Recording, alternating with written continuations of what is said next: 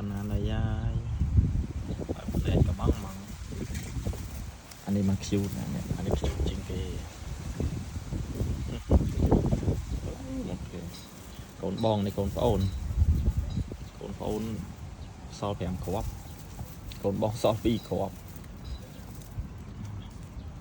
អត់តន់ចេះបើកភ្នែកទេទូនេះកូនសបុកមុនឥឡូវផើមទៀតហើយនេះ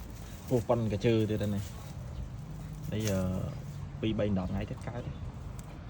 បើដាក់បានថ្ងៃ20ឥឡូវថ្ងៃ7វា3-10ថ្ងៃទៀតកើតតែមានហើយអានេះអាយុវាបានកន្លះខែតែខែមកហ្នឹងនេះចេះធ្លាក់ណាបើនេះអាយុវាបាន7ថ្ងៃអានេះកូនមេផ្សេងមួយទៀតមេផ្សេងហ្នឹងវារួច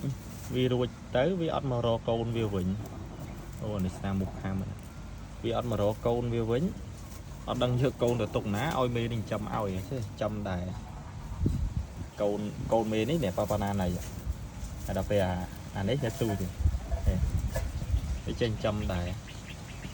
បាន6គ្រាប់ងាប់អស់មួយងាប់វា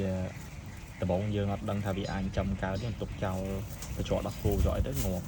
បើនេះយើងឲ្យវាដោះមេវាមកអញ្ចឹងរូបកុំឲ្យងាប់ទាំងអស់